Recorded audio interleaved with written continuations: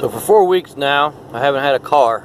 I got a 2002 Pontiac Grand Prix. It would just crank and crank and crank. It wouldn't start. I killed the battery, put a new battery in it, put new coils on it, put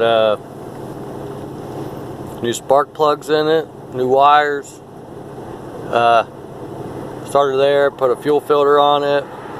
Still nothing, just crank and crank and crank. I had fuel pressure, I had spark, I had everything, but it just wouldn't start. So I got to reading on the internet about this. You can put a resistor in your body control module and make it work fine.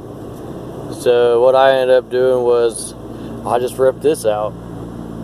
This is your passkey 3. Rip this out of the ignition. Rip this stupid thing out. Don't even know what it does, but it doesn't work very good either. Here's the other parts of it.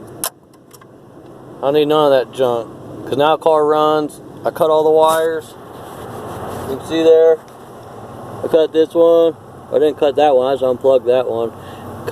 Ripped these, broke this thing out. I don't even know what it does. And I cut these off. Let's go to this passkey 3. So save yourself a headache and a bunch of time and money spent on junk. Just rip things out and it'll work just fine.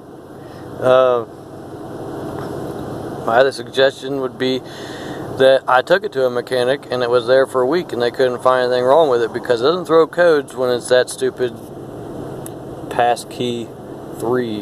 It won't throw codes.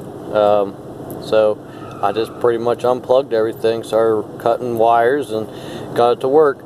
So I hope this helps somebody out in the future. It's a 2002 Pontiac Grand Prix. But yeah, now it starts and runs just fine. See here, I'll just shut it off.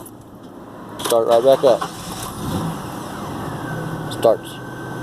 Has nothing on the ignition. Nothing. Ripped it all off. It's all junk. Does nothing. Don't waste your time.